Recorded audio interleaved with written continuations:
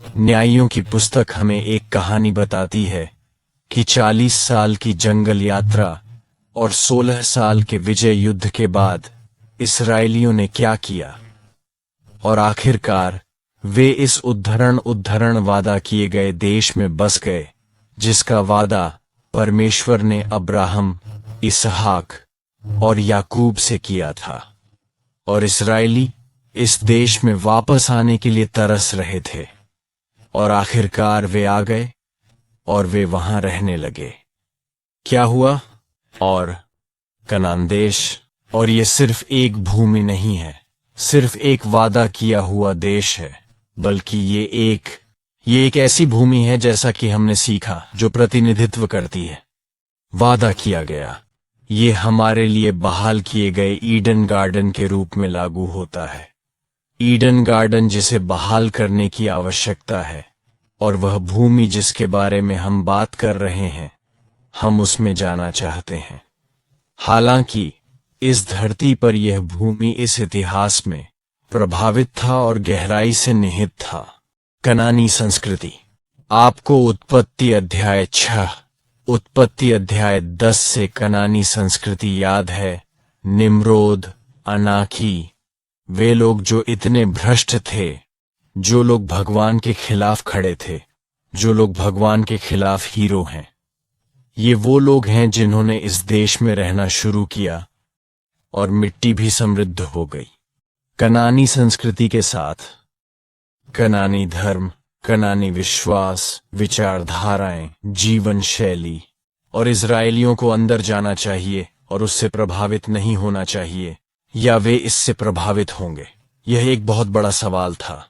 मान लीजिए कि इजरायली लोग उस भूमि पर कब्जा कर लेंगे, वे उस भूमि के मालिक बन जाएंगे, लेकिन क्या वे मनों पर विजय प्राप्त करेंगे, या उनके मन पर विजय प्राप्त कर ली जाएगी? जब हम इस बारे में सोचते हैं तो हम इस संसार में रहते हुए इसे अपने ऊपर भी लागू कर सकते हैं। और हम जानते हैं कि कनान एक बेटा था। कनान ने जो किया उसके कारण नूह ने उसे शाप दिया था, और इसलिए वहां से हम देख सकते हैं कि कनान की जड़ इतना शुद्ध नहीं था। इसकी शुरुआत एक श्राप से हुई, और जैसा कि मैंने प्रभु के दिन पर बताया, अध्याय 1 और 2 मूल रूप से एक परिचय है। यह हमें न्यायियों के समय के दौरान इस जीवन में ले जाता है, और अध्याय 1 और 2 मूल रूप से विजय को दर्शाते हैं कि कैसे विभिन्न जनजातियां लड़े, और इसलिए उन्हें स्थान आवंटित किए गए, उन्हें भूमि के अलग अलग हिस्से आवंटित किए गए, और उन्हें बाहर जाना था, प्रत्येक जनजाति अपने आप पर विजय पाने के लिए। और ये कैसे होता है, हम अगले सप्ताह अध्ययन करेंगे। लेकिन आज के अंश में एक बात पर जोर दिया गया है। हम यहोशू अध्याय से पढ़ते हैं, 1 श्लोक 1। अब ये मौत के बाद हुआ। यहोशू के विषय में इसराइल के पुत्रों ने यहोवा से पूछा, ये कहते हुए कि पहले कौन ऊपर जाएगा? हमें कनानियों के विरुद्ध लड़ने के लिए भेजा है। आपको कैसा एहसास होता है जब आप एक किताब शुरू कर रहे हैं, एक नई शुरुआत कर रहे हैं, और इसकी शुरुआत इस बात से होती है, ये जोशुआ की मृत्यु के बाद हुआ, प्लस एक सकारात्मक या नकारात्मक। इसकी शुरुआत मौत से होती है, मौत के बारे में बात करना एक महान नेता की। तब उन्हें अंदर आने देना उस भूमि में। और फिर सवाल यह है कि पहले कौन ऊपर जाना चाहिए? यदि हम कनानियों से लड़ें तो वे हमारे लिए हैं, सकारात्मक या नकारात्मक? क्या वे ऐसे लगते हैं जैसे वे जानते हैं कि वे क्या कर रहे हैं, या फिर ऐसा लगता है जैसे वे भ्रमित और खोए हुए हैं और नेतृत्व के बिना? और इस प्रकार न्यायाधीशों की पुस्तक का आरंभिक भाग यहीं से शुरू होता है। लेकिन उससे ठीक पहले हमने यहोशू अध्याय के 29वें अध्याय में से 24वें अध्याय को पढ़ा। इसमें लिखा है, इन बातों के बाद नून का पुत्र यहोशू प्रभु का सेवक मर गया। 110 वर्ष पुराना है। पुनः न्यायियों के अध्याय 2 पद 8 में इसमें लिखा है, नून का पुत्र यहोशू जो यहोवा का सेवक था 110 वर्ष की आयु में मर गया। क्या आप यहां बात समझ रहे हैं? न्यायियों के लेखक और यहोशू के द्वारा मूलतः परमेश्वर यहाँ एक बात पर जोर दे रहा है। आप क्या सोचते हैं? एक नजर डालिए, अनुमान लगाना। मैंने अभी 3 श्लोक पढ़े हैं जिनमें कहा गया है, इन बातों के बाद जोशुआ मर गया। ये एक बड़ी घटना है, ये यहाँ एक बड़ी बात है। इजरायलियों के लिए यह एक दर्दनाक घटना है, और क्योंकि यहोशू वहां नहीं था, इसलिए वे नहीं जानते थे कि पहले कौन ऊपर जाएगा, किसे क्या करना है। यह है, और जब ये कहता है अब ये बाद में हुआ, यह मुहावरा है। पुराने नियम में अक्सर इसका प्रयोग किया जाता है। अब यह ऐसी ऐसी घटना या ऐसी ऐसी बात के बाद हुआ। क्या हुआ? किसके बाद? यहोशू के 24वें 29वें अध्याय में लिखा है, अब यह बाद में हुआ। किसके बाद?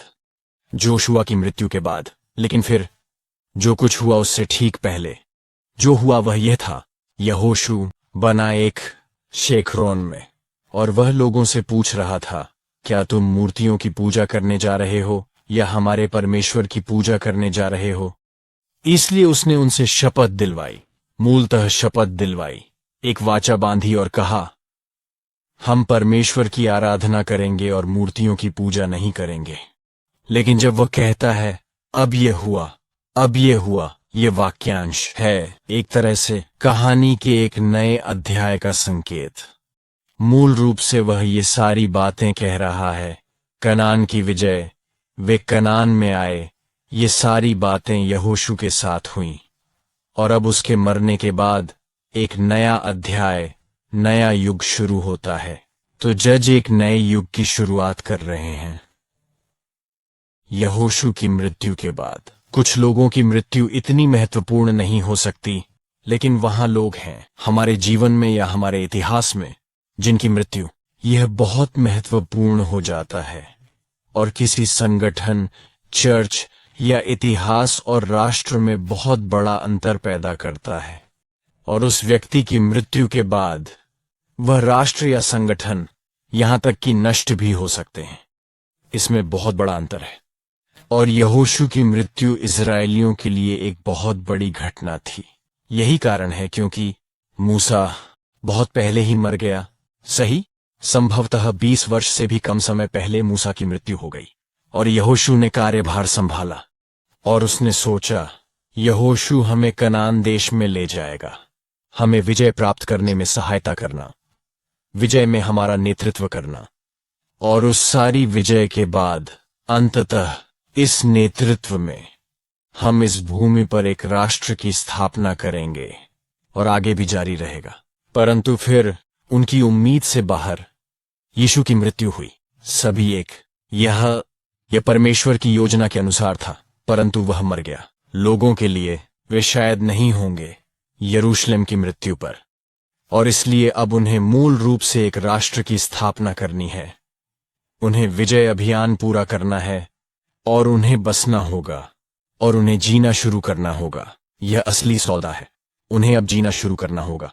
ये कुछ इस तरह है, आप जैसा हम विकसित हुए, हम किशोरावस्था में हैं, और एक तरह की उम्मीद, जब मैं विश्वविद्यालय जाऊंगा, स्नातक होऊंगा, एक अच्छी नौकरी पाऊंगा, तब मैं घर से बाहर निकलेंगे और स्वतंत्र बनेंगे। परंतु फिर जब मैं 16 वर्ष का था, अचानक मेरे माता पिता की मृत्यु हो गई, और अब मुझे चाहिए दुनिया में बाहर निकलो, और वास्तव में जमीन पर गिर गया, जीवित करना। ये कुछ उसी प्रकार की भावना है, और यहोशू का पहला अध्याय इसी तरह शुरू होता है। लेकिन अंदाजा लगाइए, यहोशू अध्याय 1 पहले वाला। आओ हम यहोशू की ओर मुड़े 1:1। अब हम यह घटना यहोवा के सेवक मूसा की मृत्यु के बाद घटित हुई। तब यहोवा ने नून के पुत्र यहोशू से कहा, मूसा के सेवक ने कहा। यहोशू अध्याय 1 से शुरू होता है और जजेस शुरू होता है। लेकिन अंतर क्या है? यहोशू में मूसा के मरने के बाद परमेश्वर ने एक विशिष्ट नेता को नियुक्त किया और नून के पुत्र यहोशू से कहा, यह करो। न्यायाधीशगण, कोई उत्तराधिकारी नहीं है, कोई उत्तराधिकारी नहीं है। ऐसा लगता है जैसे कि भगवान किसी दूसरे को नियुक्त करना भूल गए हों, और इसलिए लोग बहुत खोया हुआ महसूस कर रहा हूं। और अतः यहोशू अध्याय 1 मूसा की मृत्यु से शुरू होता है, लेकिन फिर यहोशू आता है। लोग इस पर निर्भर रह सकते हैं। और फिर यहोशू की पूरी पुस्तक में आप यहोशू को देखते हैं। परमेश्वर यहोशू से बात कर रहा है और यहोशू लोगों का नेतृत्व कर रहा है। ऐसा लगता है कि यह मूसा जोशुआ से लगभग बेहतर है। उसने क्या किया था? वह एक नया विश्वासी था, बहुत कट्टरपंथी, बहुत शक्तिशाली। वह लोगों के साथ लड़ रहा था। यह अच्छा था। और यहोशू अध्याय की 31वीं आयत में लिखा है, इस्राएल ने यहोशू के जीवन भर यहोवा की सेवा की और उन पुरनियों के जीवन भर भी जो यहोशू के बाद बचे थे और यहोवा के उन सब कामों को जानते थे जो उसने इस्राएल के लिए किए थे। यह आखिरी है कविता यहोशू का हिस्सा। और यह निष्कर्ष निकाला गया है कि यहोशू के समय में लोग याद करते हैं कि उसने प्रभु की सेवा की थी। फिर यहोशू और न्यायियों अध्याय 2 श्लोक 7 भी कहता है, न्यायियों 2:7 लोगों ने यहोवा की सेवा सारे दिन की, यहोशू के बाद बचे हुए पुरनियों के दिन। लेकिन बस इतना ही, बात यहीं खत्म होती है। और तब यहोशू के 24वें अध्याय के अंत में एक और बात घटती है। किसी को पता है जोशुआ के मरने के बाद वे करते क्या हैं?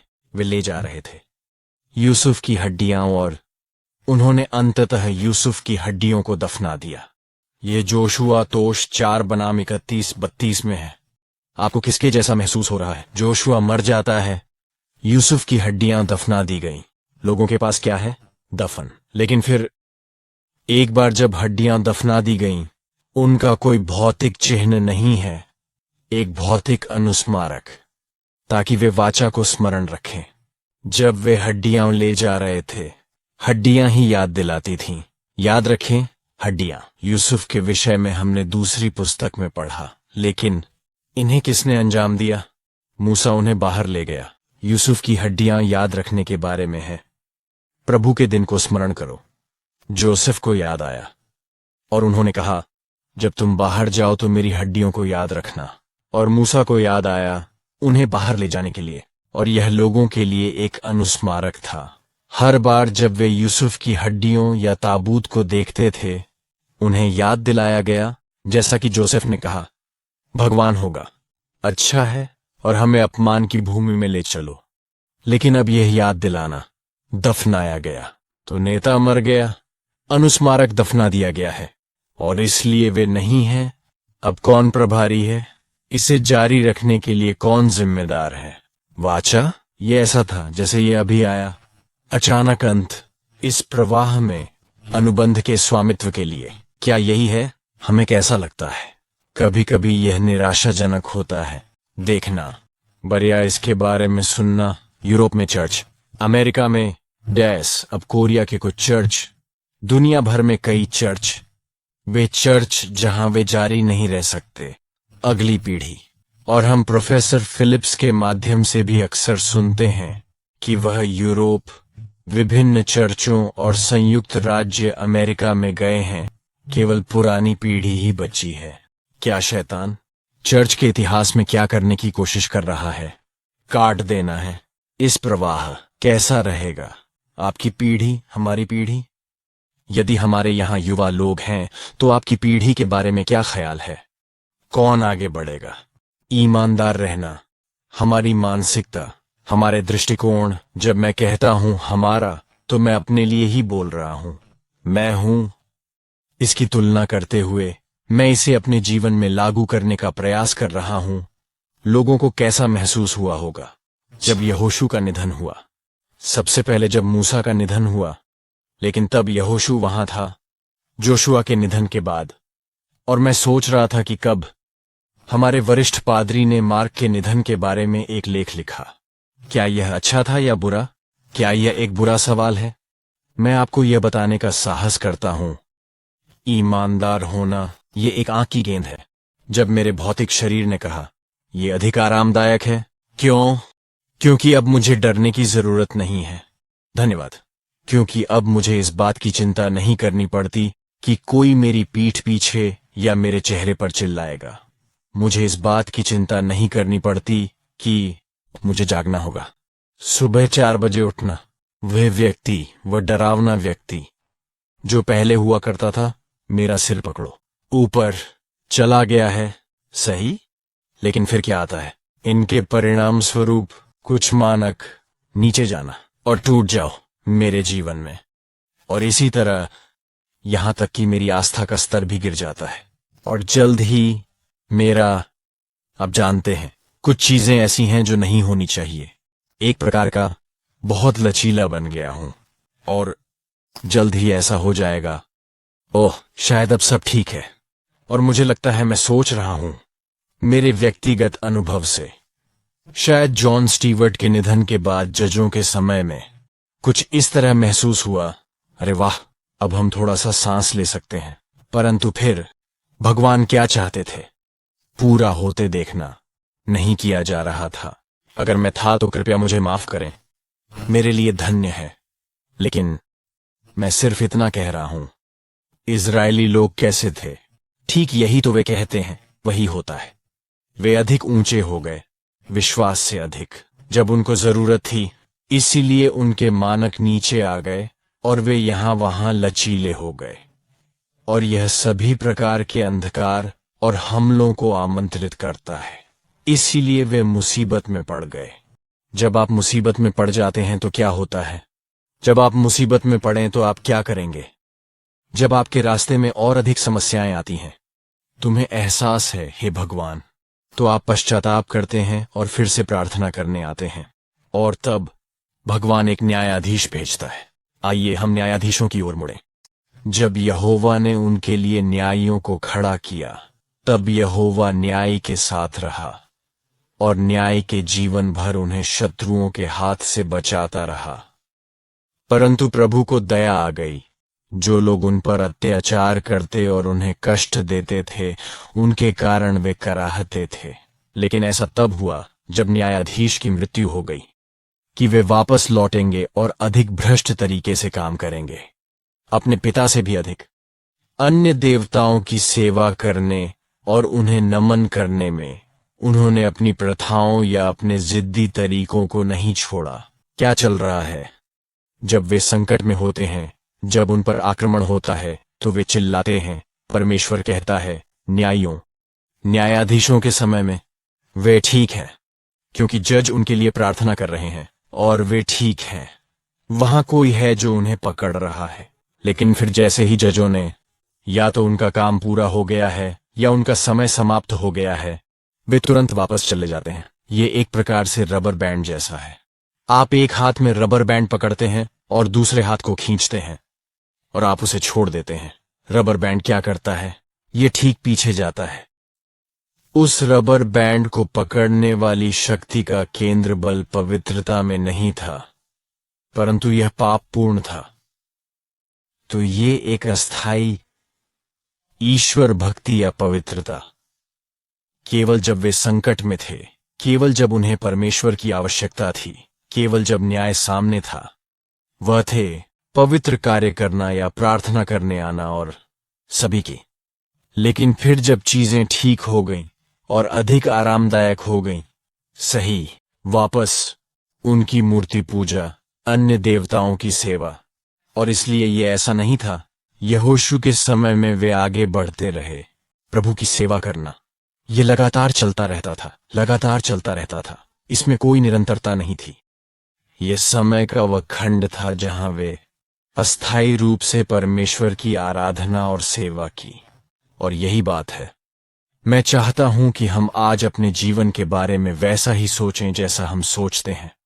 क्या मेरा जीवन निरंतर परमेश्वर की सेवा कर रहा है या यह खंडित है? क्या यह सिर्फ अस्थायी है और फिर जब मुसीबत आती है तो मैं भगवान के पास वापस आ जाता हूं? जब यह सहज हो जाता है तो मैं चला जाता हूं। मैं लौट आया और एक बात जो ये लोग को दोषी ठहराया, उन्होंने कहा कि इसका एक कारण यह है कि इसकी कमी है। नेता, वे किसे दोष दे रहे हैं? उन्होंने कहा, क्योंकि वहां कोई राजा नहीं था। हमारा जीवन ऐसा ही है, क्योंकि वहां कोई राजा नहीं था। वे किसे दोष दे रहे हैं? वे भगवान को दोष दे रहे हैं। भगवान, आपने कोई दूसरा नेता नियुक्त नहीं किया, इसीलिए इतनी परेशानी है। लेकिन देखो, भगवान कह रहे हैं यहूदा को, मैं आज का अंश न्यायों अध्याय 1 श्लोक 2 और 3। न्यायों अध्याय 1 श्लोक 2 और 3। प्रभु ने कहा, यहूदा, देखो, मैंने यह भूमि तुम्हारे हाथों में दे दी है। वह कह रहा है, वह अब प्रत्येक को बताते हुए, जनजाति चलने के लिए हमें समय का ज्ञान होना चाहिए, पीछे की ओर ले जाना। और अब्राहम के समय के बारे में सोचो। अब्राहम का समय ऐसा था कि वह एकमात्र व्यक्ति था जो मूलतः ईश्वर में विश्वास करता था। वह एक आत्मा प्रवर्तक थे, वह एक अग्रणी थे, और इसलिए उसे जरूरत थी, भगवान को चाहिए था चिंगारी, यह चमक, विश्वास की यह चिंगारी। इसलिए उसे किसी ऐसे व्यक्ति को खोजने की आवश्यकता थी जो परमेश्वर के विश्वास के आह्वान का उत्तर दे सके। और वह अब्राहम था, वह एक आत्मा, एक मनुष्य। और इस प्रकार अब्राहम के समय में यह लड़ाई, यह संघर्ष और कार्य पापपूर्ण तरीकों और पापपूर्ण स्थान से बाहर निकलना था और परमेश्वर के बुलावे को स्वीकार करें और हार मानकर आगे बढ़ जाए। इसहाक के समय में वह था, इसहाक का कार्य, पिता का विश्वास विरासत में मिला और इसे विश्वास और आज्ञाकारिता के माध्यम से आगे बढ़ाएं। तो इसहाक प्रतिनिधित्व करता है, अब्राहम वह है जिसने इसे प्राप्त किया, लेकिन इसहाक अगली पीढ़ियों के लिए कड़ी है। यद्यपि इसहाक को यह प्राप्त नहीं हुआ, विशेषकर उत्पत्ति अध्याय 22 की घटना, हालांकि इसहाक को यह सीधे परमेश्वर से प्राप्त नहीं हुआ था, उसका विश्वास काफी अच्छा था, आज्ञा पालन करने में सक्षम होना। इस प्रकार वह एक कड़ी बन गए और परिणाम स्वरूप जैकब, याकूब के समय में उसे लड़ना पड़ा, उसे विश्वास करना पड़ा।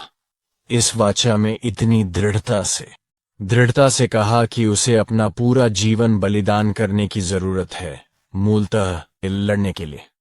और आप विकास देख सकते हैं, आप जैकब के जीवन में बहुत सारा दर्द और संघर्ष देख सकते हैं, लेकिन उस संघर्ष और पीड़ा के माध्यम से वह आगे बढ़ता है। और न केवल उसका विश्वास बढ़ता है, बल्कि इन 3 पीढ़ियों के माध्यम से परमेश्वर का विस्तार होता है। यह एक व्यक्ति, अब्राहम से लेकर एक परिवार तक, एक बड़ा परिवार, और फिर वह जैकब को इज़राइल, यूरोपीय राष्ट्र कहता है, ठीक वैसे ही जैसे उसने अब्राहम से वादा किया। और इस प्रकार इसका विस्तार एक व्यक्ति से, एक परिवार से, एक राष्ट्र तक हो गया है। और फिर जोसेफ, ये पूर्णता की पीढ़ी है। एक जो होगा, फल बन जाओ, उसे कनान देश में जाना है विश्वास के माध्यम से।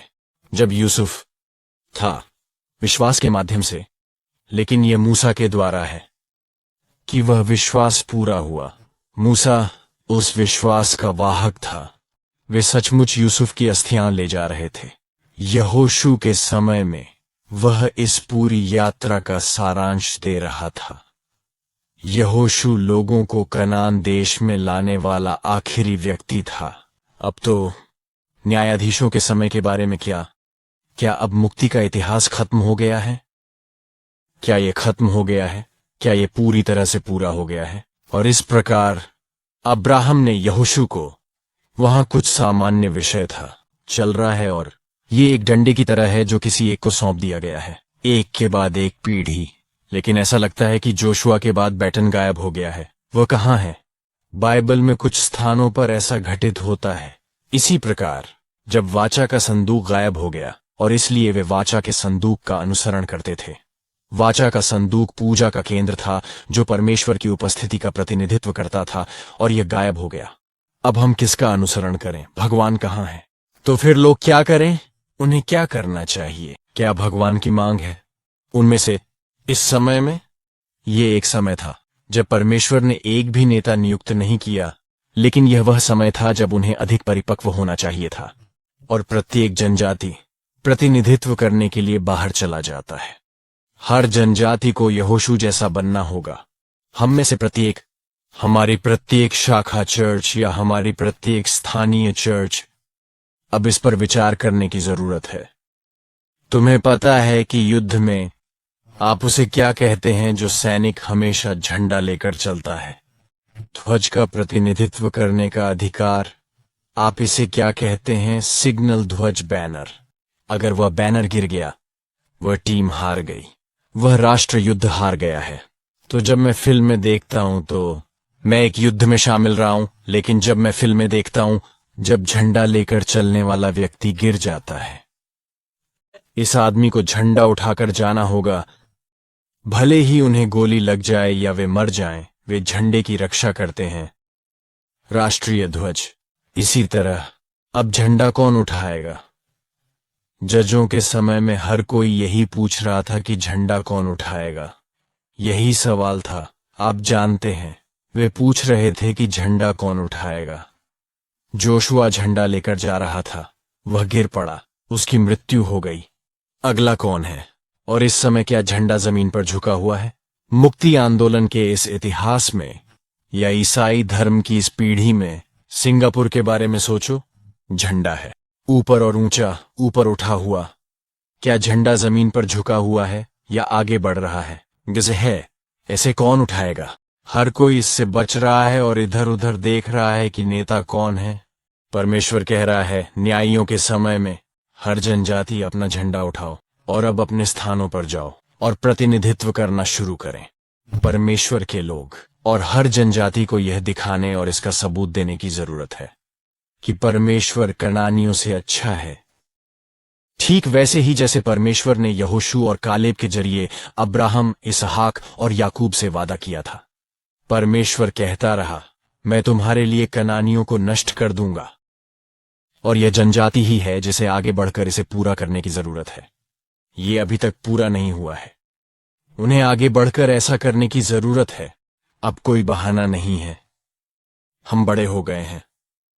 जैसा कि मैंने पहले उदाहरण में बताया था, यदि माता पिता अपने बच्चों को तैयार किए बिना ही जल्दी चल बसें, हर बच्चे को जागना होगा।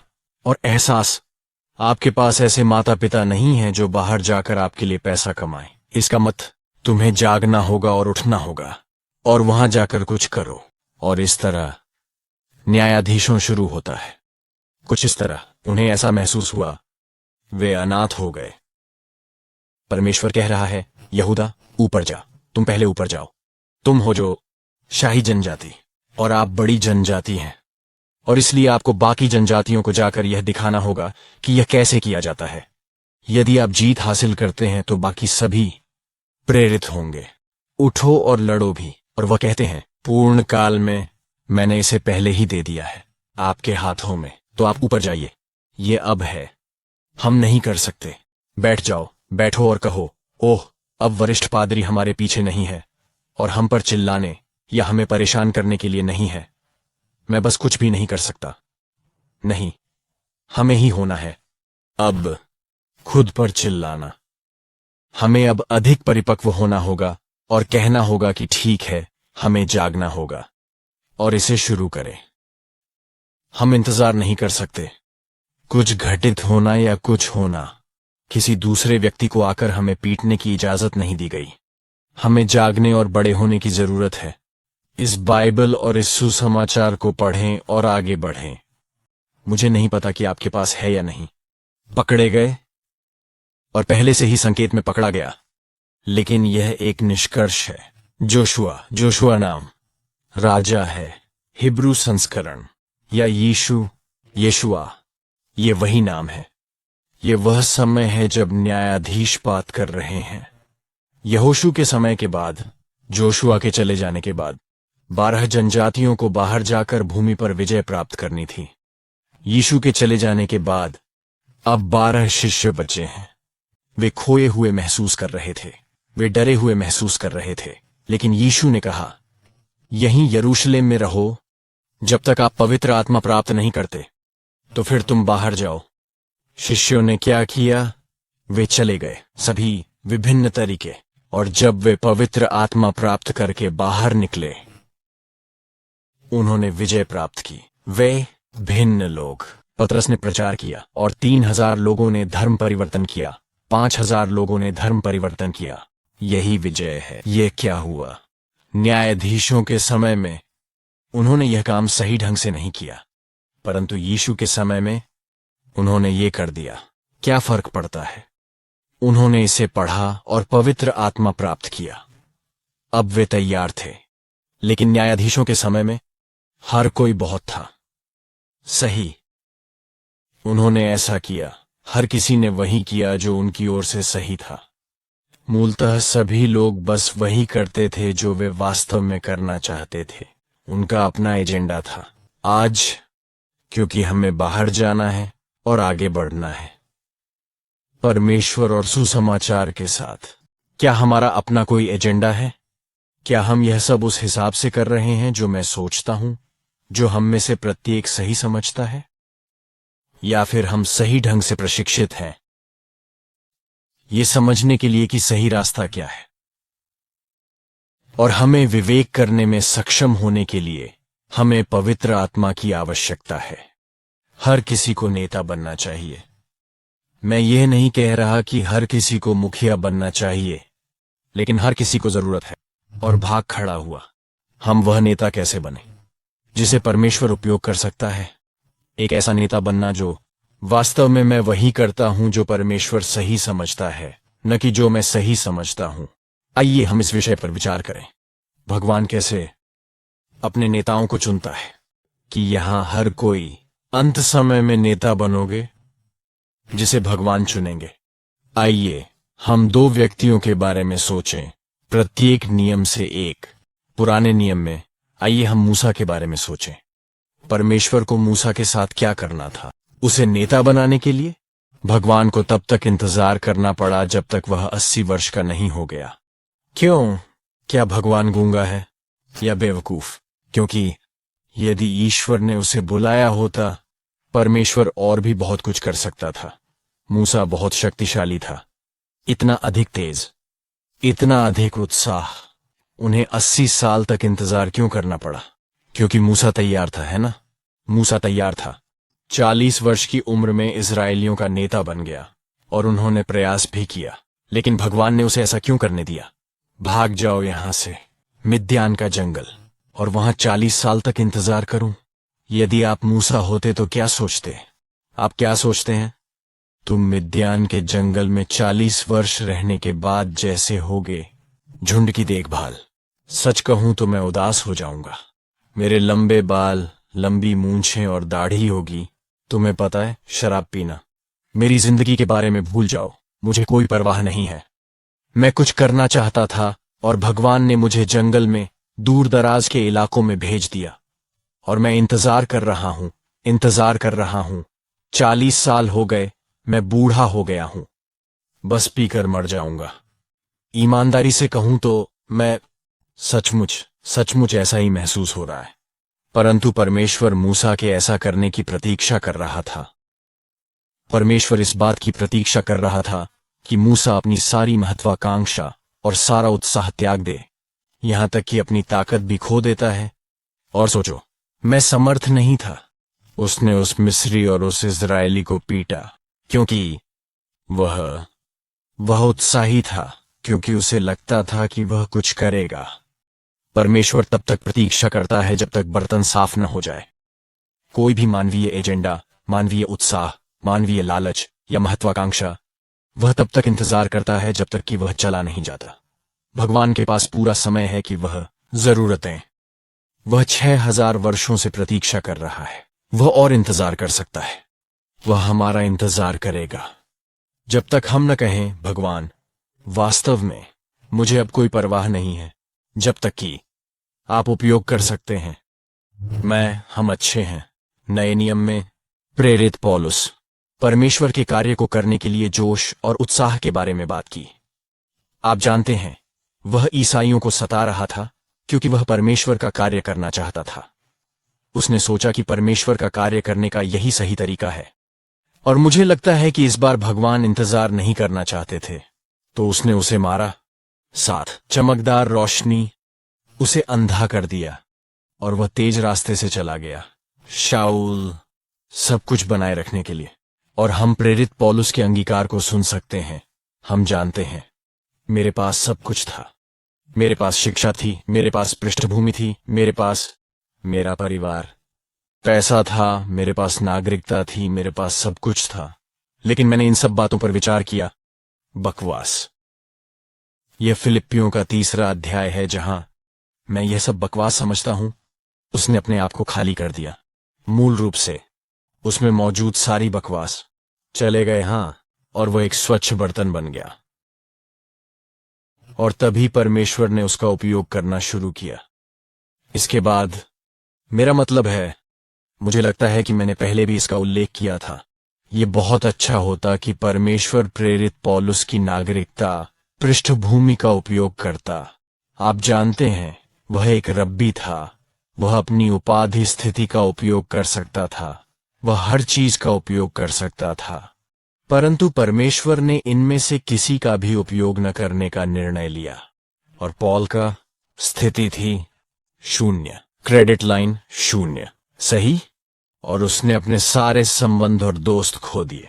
नहीं, अधिक से उसका रूप, उसकी दृष्टि, उनका स्वास्थ्य सब खत्म हो गया। फिर परमेश्वर ने उसका उपयोग करना शुरू कर दिया। इसलिए हम ये नहीं कह सकते कि ओह, क्योंकि मैं पर्याप्त स्वस्थ नहीं हूं, या क्योंकि मैं बहुत बूढ़ा हूं, या क्योंकि मैं अच्छी तरह नहीं देख सकता, क्योंकि मैं नहीं देख सकता, मैं कंप्यूटर नहीं जानता। सभी की भगवान कहते हैं ये बकवास है। भगवान कहते हैं मुझे चाहिए एक साफ बर्तन। अब हम ऐसे समय में एक ऐसी दुनिया में रह रहे हैं जो कि न्यायाधीशों के समय से बहुत मिलता जुलता है। यदि हम सावधान नहीं रहे तो हम पुनः पुरानी स्थिति में लौट जाएंगे। प्रभु के मार्ग, इस समय में कौन खड़ा होगा, वो कौन होगा वह जो क्या सही है यह बताने में सक्षम होना, क्या गलत है, कौन जा रहा है, वह होना जो कहेंगे ठीक है मैं उठा लूंगा। कनानियों, मैं प्रार्थना करता हूं कि यहां हर कोई वह योद्धा होगा, वह बर्तन होगा जो भगवान रहा है इंतजार में उपयोग करने के लिए। बाइबल में, भगवान की किताब में, वहां केवल 2 पक्षों, उसकी ओर या उसका पक्ष नहीं है। तो ये या तो यह या वह, वहां कोई मध्य क्षेत्र नहीं है। इसीलिए मैं प्रार्थना करता हूं वह हर कोई, यहां हम अपना मन बना लेंगे मैं किस तरफ जा रहा हूं। आराम, क्या आप पादरी सैम की तरह थोड़ा अधिक सहज हैं? इसका बहुत बहुत शर्म की बात है आपके साथ साझा करने और आपको कबूल करने के लिए जो मैं के माध्यम से चला गया।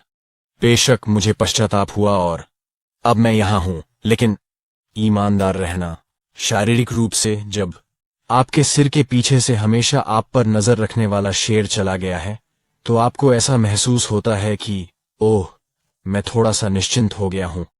परंतु फिर वह विश्राम, वह सहजता तुम्हें शिकार बनाता है, और जिसके कारण मुझे थोड़ी देर के लिए दूर चले जाओ। इसलिए हमें चाहिए हमेशा जागते रहो और कहो ठीक है, हम इसके लायक नहीं हैं, हम नहीं कर सकते, मैं दोष नहीं दे सकता, और मुझे जोशुआ बनना है, मुझे मूसा बनना है, मुझे प्रेरित बनना है। तथास्तु, हमें प्रार्थना करनी चाहिए। प्रिय स्वर्गीय पिता, हमें यह अनुमति देने के लिए हम आपको धन्यवाद देते हैं। स्थिति पर चिंतन करें। मैं न्यायियों की पुस्तक, कितना खोया हुआ, कितना चिंतित हूं, और कैसे पापी समय था। अपने जीवन और अपने पर्यावरण को इससे पूरी तरह से जोड़ें। परंतु पिता, क्योंकि हम यीशु को अपनी आंखों से नहीं देख सकते, क्योंकि हम आपको नहीं देख सकते हमारे नंगे भौतिक जीवन के साथ, इसका मतलब यह नहीं कि आप यहां नहीं हैं, इसका मतलब यह नहीं कि आप जीवित नहीं हैं। और इसलिए हे पिता, हमें आध्यात्मिक रूप से अधिक सतर्क और जागृत रहने में मदद करें, और हमें संवेदनशील बनने में मदद करें। आपको क्या चाहिए इस समय में? और पिताजी, कृपया हमें अनुमति दीजिए, जैसा कि प्रेरित पौलुस ने कहा, यहां तक कि अपने शरीर को भी आज्ञाकारी बनाने के लिए, ताकि हम अपने आलस्य से उठ सकें, ताकि हम अपनी बीमारी से उठ सकें, ताकि हम अपने आलस्य, अंधकार और अवसाद आगे चलते हुए अपने वचन के ध्वज के साथ, हमारे हाथों में सुसमाचार है अपनी इच्छा पूरी करने के लिए, और यह है आपने छोड़ दिया है। प्रत्येक जनजाति को यह अंतिम कार्य पूरा करने का दायित्व सौंपा गया। वैसे ही आपने शिष्यों को पूरा करने के लिए दिया जो यीशु ने शुरू किया है। और हम इस अंत समय में विश्वास करते हैं जो आपने प्रत्येक चर्च और हम में से प्रत्येक को दिया है अपने अंत समय के काम को पूरा करने के लिए। अलविदा। अतः हे पिता, हमें उन लोगों में से बनने में सहायता कीजिए जो इस कार्य और आगे बढ़ो और इसे पूरा करो। हमें वह प्रेरणा दो, हमें वह उत्साह दो, परंतु हे पिता, मानवीय उत्साह से नहीं बल्कि अपनी उत्कंठा से, अपने जोश से और अपनी बुद्धि से हमें आगे बढ़ने में मदद करें। सियोन चर्च के प्रत्येक सदस्य और यहां मौजूद हर व्यक्ति को एक स्वच्छ बर्तन बनने में मदद करें जिसका उपयोग आप इस अंतिम समय में कर सकते हैं। पिता, आपकी कृपा के लिए आपका बहुत बहुत धन्यवाद।